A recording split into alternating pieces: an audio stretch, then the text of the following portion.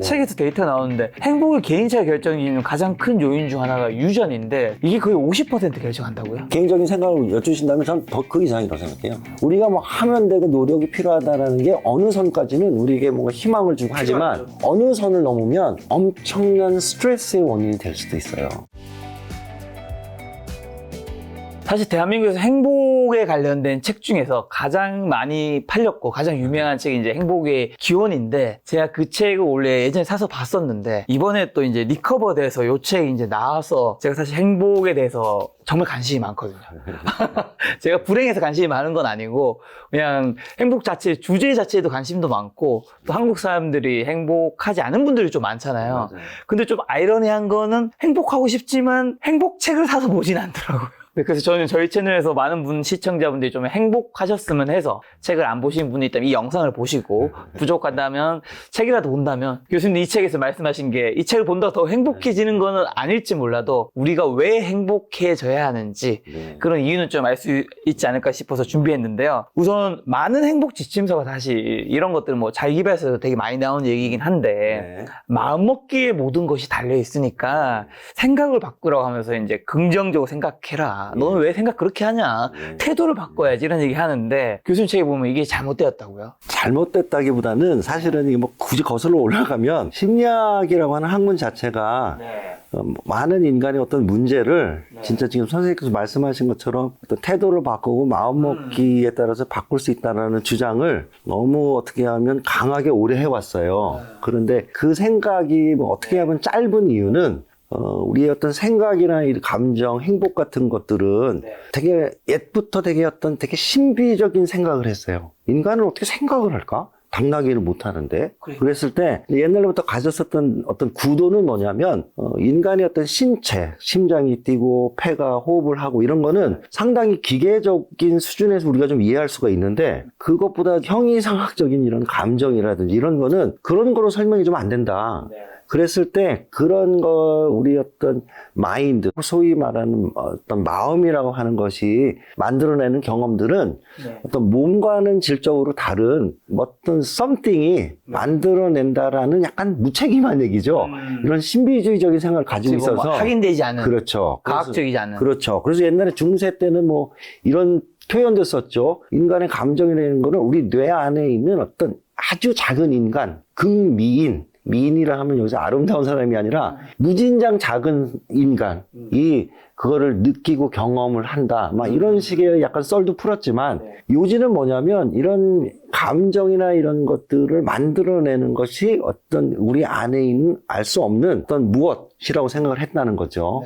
자, 그런데 비교적 최근에 와가지고 우리 심리학의 어떤 기본적인 사람에 대한 이해를 좀 완전히 다르게 하기 시작하게 된 계기는 뭐냐면 우리가 옛날에 어떤 신체적인 활동과 마음을 이렇게 구분해서 생각했는데 보면 볼수록 소위 우리가 얘기하는 마음에 있는 내용물들이 있잖아요. 생각이나 감정, 이것도 우리 신체적인 기관과 질적으로 다르지 않다라는 아주 좀 생물학적인 생각을 하게 되었어요. 그래서 감정을 느끼고 하는 것이 우리가 추위를 느끼는 것이 갑자기 있다가 그냥 추워질래? 이게 아니라 외부의 어떤 변화에 감지하고 반응을 하는 거잖아요. 감정도 사실은 똑같다. 이게 어떤 신비한 어떤 존재가 안에서 만들어내는 것이 아니라 지 맘대로 어떤 미묘한 상황적인 변화를 감지하고 그것에 대한 반응을 하는 것이다. 그 얘기는 뭐냐면 감정의 출발점은 내 마음속이 아니라 사실은 그 도미노의 시작은 어떤 외부의 변화 같은 것이라는 거잖아요. 그렇기 때문에 임의로 마음을 먹고 고쳐먹는다. 이거는 외부 인풋을 무시하는 것과 좀 똑같은 얘기가 되거든요. 그래서 이 감정이라고 하는 것 이런 것들이 왜 존재하며 그게 왜 이런 식으로 작동하는지에 대한 큰 그림을 우리가 생각하지 못했을 때 좀 익숙하게 주장을 했던 생각이지만 다행히 여러 가지 이제 변화들이 이제 이 큰 줄기에 생겨나고 있습니다. 외부 변화라고 한다면 환경이 행복에 굉장히 큰 요소를 크죠. 차지하는 아주 건가요? 아주 크죠. 나도 그걸 다 감지하지 못하지만 사실 내가 갑자기 기분 나쁜 이유는 내가 기억하지 못해도 뭔가 외부적 요인이 있었을 가능성이 커요. 점심시간에 약간 우리 상사의 이상한 눈빛? 네. 그게 그 당시는 그냥 쓱 자꾸 넘어갔는데 그게 나도 모르게 이제 뭔가 어떤 내가 오늘 기분이 좀 안 좋은 이유일 가능성이 크다라는 거죠. 요지는 마음이 감정은 절대로 지가 창작해내는 게 아니에요. 아니겠죠. 그렇죠. 그리고 뭔가 마음이 존재하는 이유는 네. 우리 심장, 우리 추위를 느끼는 것은 왜 느낍니까? 추위를 느끼는 것 자체가 중요한 게 아니라 환경 변화에 내가 적응하기 위해서 적절한 반응을 만들기 위한 네네. 것이거든요. 네. 춥다라고 한다는 얘기는 온도가 떨어지면 내가 해야 되는 건 뭐냐면 옷을 입어야 되잖아요. 나를 옷을 입게 만들려면 내가 춥다라는 느낌을 해야 되는데 감정도 똑같다는 거죠. 그래서 책에서 보면 반복적 순환, 예를 들면 여기 책에서 그렇죠. 순환은 상황, 감정, 행동의 시발점은 외부 환경이지 내면의 신비한 존재가 아니다라는 건데, 그러니까 생각을 바꾸는 것보다 환경을 바꾸는 게 더 중요하다는 거죠. 그렇죠. 생각이 그 들어오는 어떤 인풋을 우리가 복사기처럼 우리 뇌가 그대로 찍어가지고 그대로 또 요럴 때는 교과서적으로 무조건 이렇게 반응하고 하는 건 아니지만 그 가운데서 약간 융통성이 있긴 있습니다만은 질적으로 들어오는 것이 완전히 바뀌어가지고 이렇게 나가는 거는 사실은 뇌가 제 기능을 못하는 거예요. 감정 시스템이 고장난 거죠. 극단적으로 우리가 약간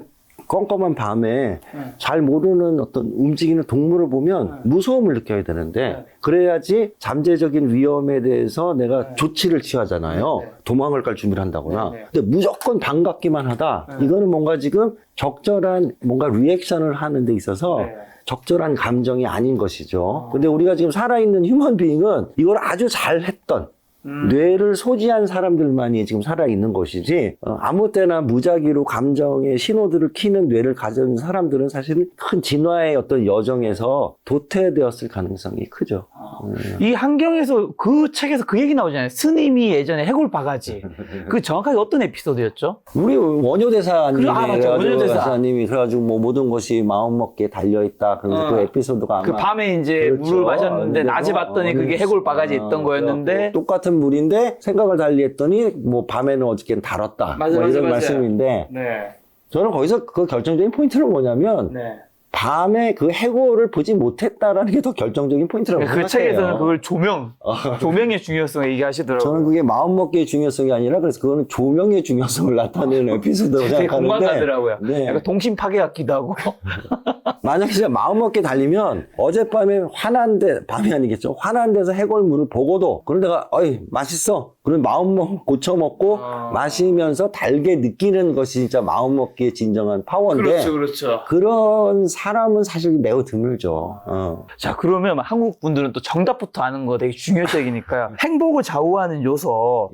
일단 키워드로 뭐 저는 알고 있긴 하지만 어떤 것들이 있는 거죠? 너무 많습니다. 너무 많은데 뭐 대표적으로 근데 크게 얘기한다면 외향성 같은 게 중요하다라는 것이 행복 연구 초기에서 발견된 연구자들도 예상치 못한 결과였어요. 그런데 한 사람이 아니라 우리가 견고한 결론이다 이렇게 말할 때는 이분 저분 많은 연구실에서 동일한 결과가 계속 나온다고 하는 거는 이게 진짜 뭔가 견고한 something이 있다라는 얘기잖아요. 그렇죠. 거기서 이제 행복을 예측하는 개인적인 특성은 수천 개가 있겠죠. 돈이 없는 것보단 있는 게 조금 더 행복하고 등등인데 이 수천 개의 변인 중에 하나를 지금 고르는 게 아니라 가장 행복의 개인차를 많은 퍼센테이지를 예측하는 변인 하나를 뽑으라 그러면 그때 외향성을 빼놓을 수 없다 하는 얘기죠. 근데 그래서 자칫 이제 외향성이 중요하다 그러면 사실은 우리가 많은 일반인들이나 우리가 좀 약간 오해하기 쉬운 건 뭐냐면 뭔가 외향성이 더 좋은 어떤 특징이고 뭐 이렇게 생각할 수도 있는데 저는 이 행복의 기원에서 그런 얘기를 지금 쓰려고 노력을 했습니다만은 우리가 행복을 이해하기 위해서는 조금 행복을 좀 집중하지 말고 저기다 툭 던져놓고 이 감정 뭐 이런 것에 대한 어떤 인간에 대한 더 큰 그림을 조금 더 생각해 볼 필요가 있어요. 그랬을 때 제가 우리 행복이라고 하는 거를 이해할 때 우리가 좀 생각했으면 하는 큰 이슈 중에 하나는 행복감은 사실 어쨌든 간에 어떤 경험이고 구체적으로 얘기하면 어떤 감정적인 경험인데 이거는 사실 우리 뇌가 필요에 의해서 어떤 용도가 있을 때 만드는 거란 말이에요. 자, 그런데 여기서 아주 중요하다고 생각하는 포인트는 우리의 뇌는 우리를 행복하게 만들어주는데 일만에 관심이 없어요. 그래서 아까 마음먹기에 따라서 바뀐다. 이게 사실은 약간 앞뒤가 좀 안 맞는 말이에요. 왜냐면 뇌는 우리를 행복하기 위해서 디자인이 된 게 아니거든요. 수많은 시간을 통해서 우리 의지와 무관하게 약간 어떤 소프트웨어를 갖게 되었는데 네. 이 소프트웨어 대주제는 우리를 행복을 올려주는 게 아니라 생물학적인 문제인 어떤 이런 생존이라든지 네. 또 가장 중요한 어떤 유전자를 전달하는 문제, 이런 재생산의 문제, 네. 이런 것에 최적화된 시스템을 가지고 있고 그 큰 미션을 달성하기 위해서 네. 이 고차원적인 지능을 가진 호모사피엔스의 경우에는 네. 어떨 때 어떤 상황에서 이 감정이라고 하는 연장을 이용해서 그 큰 대주제를 달성하는 거거든요. 네. 그러니까 감명하게 얘기하면 행복하게 만들어 주려고 얘가 돌아가는 게 아니라 우리가 의식을 하든 안 하든 생존과 재생산의 어떤 확률을 높이기 위해서 최적의 행동, 느낌 이런 거를 발산하는 거거든요. 근데 만약에 그렇기 때문에 가령 우리가 이 볼펜을 보고 있으면 우리 입장에서는 볼펜만 봐도 행복해. 아무리 봐도. 그러면 아침에 일어나고 볼펜을 봐. 그럼 행복해. 행복의 비결은 볼펜 보는 거야. 이게 행복해지고 싶다는 인간의 목표만을 생각하면 뭐 너무나 좋은 지금 라이프잖아요. 그런 약간 근데 뇌가 이건 고장난 거예요. 왜냐하면 뇌는 즐거움이나 행복과 관련된 긍정적인 정서를 느끼는 어떤 상황은 명확하게 어떤 상황에서만 느껴요. 네. 그 명확한 상황은 아까 얘기한 생존 재생산의 문제에 이득이 되는 상황에서만 내가 거기에 관심을 갖고 그것을 손에 쥐으려고 노력할 수 있는 동기를 유발시키기 위해서 만들어지거든요. 볼펜은 그렇게 크리티컬하지 않잖아요. 그렇죠. 그래서 여기에 계속 내가 좋다라는 느낌을 키고 있으면 이 친구는 이런 친구는 다 없어졌어요. 왜냐하면 생존이 중요한 사냥도 해야 되고 등등의 문제를 소홀히 하고 네. 엉뚱한 어떤 뭐랄까 생물학적으로 비생산적인 것에 내가 계속 긍정적인 정서가 유발되는 것이잖아요. 그렇기 때문에 외향적인 사람들을 우리가 그들이 약간 행복감이 좀 높은 편이다. 네. 이렇게 생각하면 그럼 외향적인 게 뭔가 되게 우수하고 네. 또 뭐 내향적인 것은 뭐 좀 뭐 열등한가라는 사실 이분적인 생각을 할 수가 있는데 저는 아주 위험하고 근거가 없는 생각인 것이 행복이라고 하는 작은 어떤 뭐랄까요? 창문으로 보면 외향적인 친구들이 어떤 이점이 있지만 아까 말씀드린 것처럼 우리의 대주제는 행복이 아니라 생존이랑 생물학적인 문제잖아요. 확대해서 보면 외향성을 가진 것이 어떤 이 문제를 해결하는데 어떤 문제를 일으키는 경우도 많아요. 만약에 행복이 우리의 전부라면 인류는 점점 외향적인 사람만 살아남았어야 돼요. 그렇죠. 근데 그렇지 않다고 하는 거는 외향성이라고 하는 것이 행복이라고 하는 작은 골목을 들여다보면 이점이 있지만 다른 골목에서는 이게 갖고 있는 비용도 많다라는 것을 암시하는 것이거든요. 뭐 대표적인 게 뭐냐면 우리는 지금 이렇게 되게 비교적 안전한 세상에 살고 있잖아요. 우리가 뭐 독거미가 있지도 않고, 그죠? 근데 늘 어떤 위험과 이런 요소들이 있을 때 외향적인 사람들은 되게 뭐랄까요? 속된 말로 좀 나대요. 자극을 추구하고, 그런 사람들이 사냥, 내가 잡아올게, 혼자. 이런 어떤 만용까지도 부릴 수도 있고. 예를 들면 뭐 독버섯인데 그렇죠. 잘 모르는데 한번 먹어보는 그렇죠. 거는 외향적인 사람은 그렇죠. 내향적인 사람은 아니 약간 그럴 확률이 높죠. 맞아요. 그럼 많이 죽어요. 그리고 약간 요지는 감명하게 얘기하면 모든 성격적인 특질은 약간 뭔가 장점과 단점을 다 가지고 있어요. 그렇죠. 그런데 장점 중에 하나는 외향성은 행복감이 좀 높다는 게 장점이긴 해요.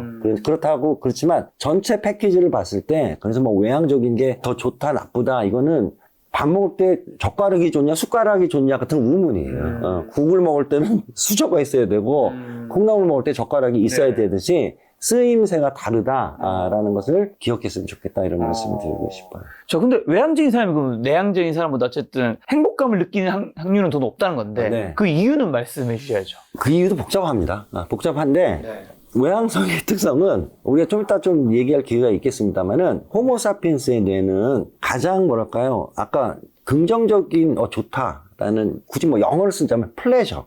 이게 사실 행복의 구할이거든요. 이 플레저라고 하는 좋다라는 느낌은 무작위로 켜지는 게 아니라 아까 뭐라고 말씀드렸어요? 또 생존의 필수품을 마주할 때 좋아. 이렇게 켜진다고 그랬잖아요. 2차 방정식 같이 이 얘기를 풀어보면 인간에게 이 2024년이 아니라 유구한 시간 동안에 생존에 절대적으로 필요했던 것들이 무엇일까? 왜냐하면 그것을 볼 때 아직도 흥분하고 쫓아가고 이게 켜지거든요. 그랬을 때 결론적으로 호모사피엔스에게는 타인이 너무 중요했어요. 사람. 사람. 왜냐하면 지금 인간이 이만큼 된 이유, 이만큼 됐다고 하는 거는 착각일 수 있지만 어쨌든 지구 먹이 사슬의 꼭대기에 지금 있잖아요.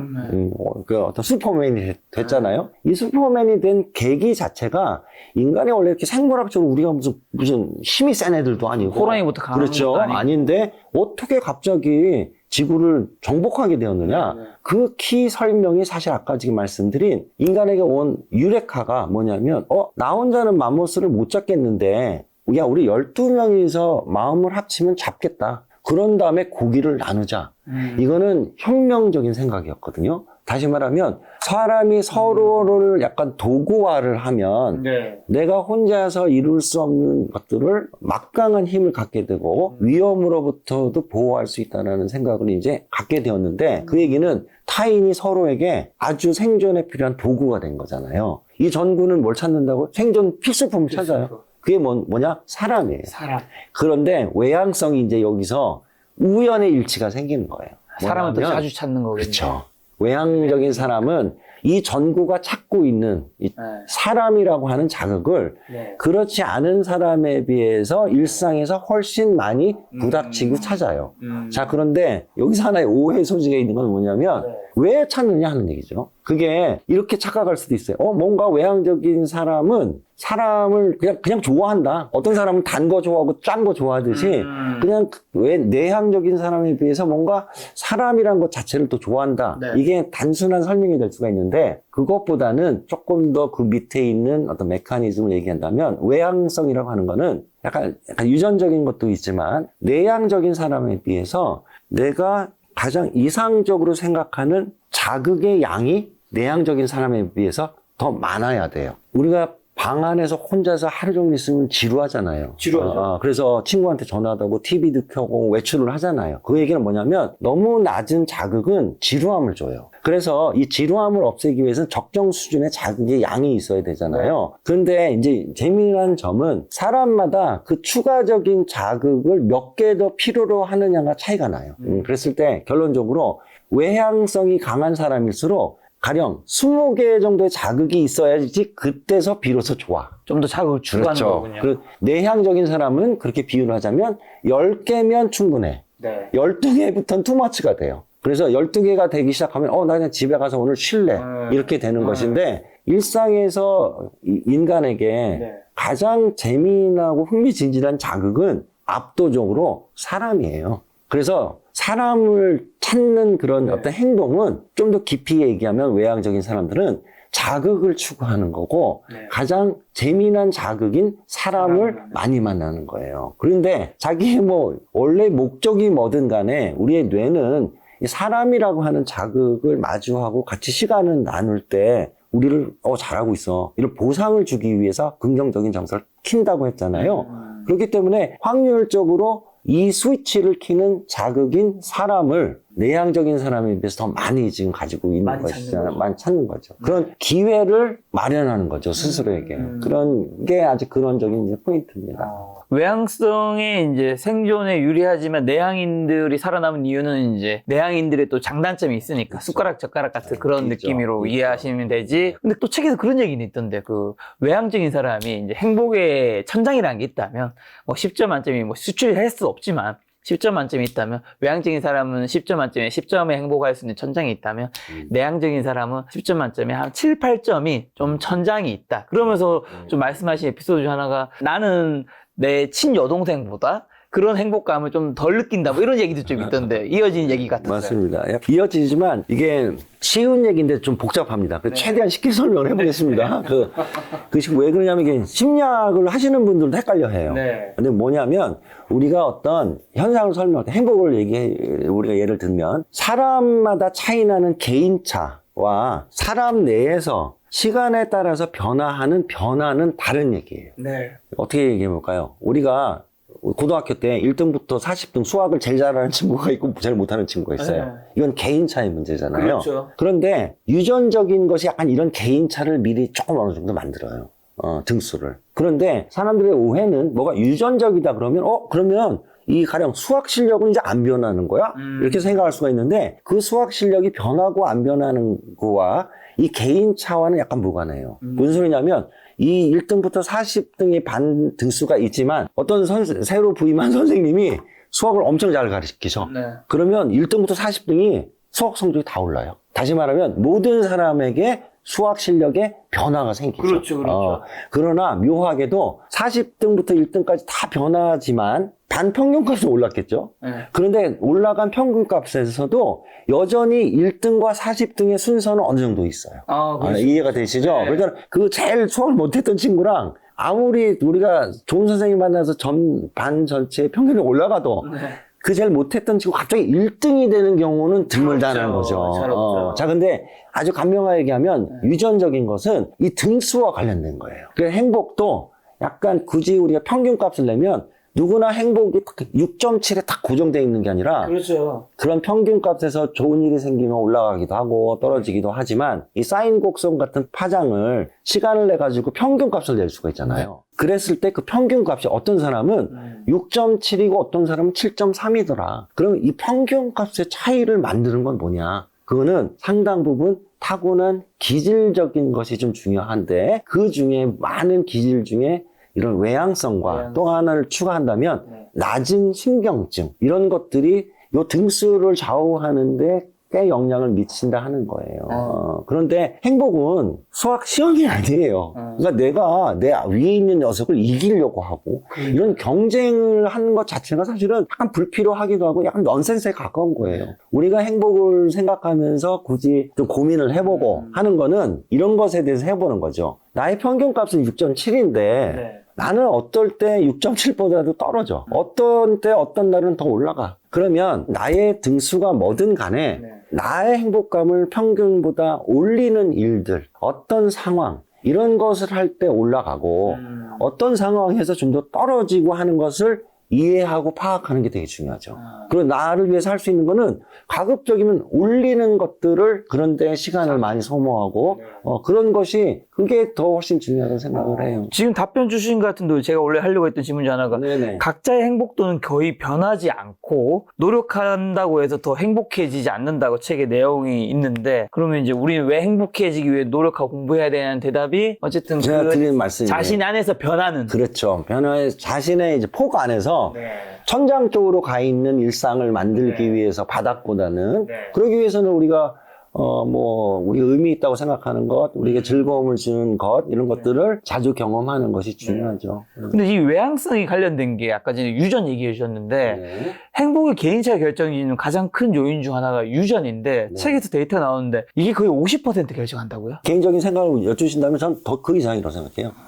그런데 그런 50%라는 이런 많은 분들이 아는 수치는 사실은 그렇게 정확하게 그걸 수치화할 수 있는 어떤 자료가 있을 수가 없어요. 왜냐하면 우리는 유전자를 지금 직접적으로 추정할 수가 없거든요. 그래서 그걸 간접적으로 통계적으로 추론을 하는 것인데 쌍둥이 연구를 통해서 추론을 해요. 그래서 일란성 쌍둥이들은 유전자가 100% 일치하거든요. 그렇죠. 이란성은 50%. 그럼 얘네들의 수많은 행복감이라든지 이런 거를 측정을 하고 등등을 해가지고 이런 것에 복잡한 공식을 통해가지고 roughly 나오는 이제 예측값을 50% 정도 잡는다라고 얘기를 하는데 저는 그 50%보다 사실 이쪽 나머지에 대한 오해가 더 크다고 생각해요. 무슨 소리냐면 그렇게 들으면 오케이 그렇구나 그런 게 있지. 왜? 이거 어쩌면 당연한 거죠. 우리가 약간 얼마나 치아가 튼튼하냐. 이게 무슨 이를 맨날 닦는다고 해서 그런 게 아니잖아요. 그죠? 결정 짓고 태어나서. 그리고 물론 닦으면 도움이 되죠.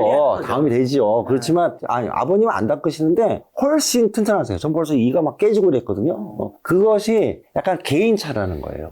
그렇지만 그건 개인차고 우리가 할 수 있는 거는 그래도 치아를 닦는 게 좋고 그렇죠. 행복을 위해서는 할 수 있는 것들이 있어요. 그래가지고 이 개인차의 문제와 변화를 구분해서 좀 생각하는 게 필요한데 아까 얘기로 돌아간다면 50%가 유전이면 그럼 50% 나머지는 우리가 인생의 어떤 여러 가지 선택을 하고 하는 것들이냐 했을 때 아까 말씀드린 그 정확한 저도 그 분야는 제 전공은 아닙니다만은 어떤 것이 어떤 유전적인 영향이 있다라는 것을 계산하는 어떤 공식에서 뭘 얘기하는 거냐면 어떤 개인차의 특성을 이 한 변인 유전자가 약 50% 정도를 예측을 한다 이 얘기거든요. 그럼 여기서 조심해야 되는 게 뭐냐면, 오케이, 그럼 나머지 50%는 내가 뭘 선택하는가 결정한다가 아니고, 나머지는 50%를 뺀 이 세상의 인생의 모든 견인의 합이 50이에요.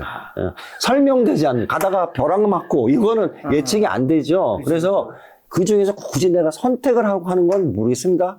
수치를 얘기하면 한 20%나 될까요? 사실 인생은 우연이 많잖아요. 제가 오늘 김 작가님이랑 여기 앉아가지고 얘기할 것이다? 전혀 예측할 수 없었던 일이에요. 그죠? 그리고 우연, 여러 가지 것들이 이제 있는데, 나머지 50은 그러면 내가 결정하는 것이냐?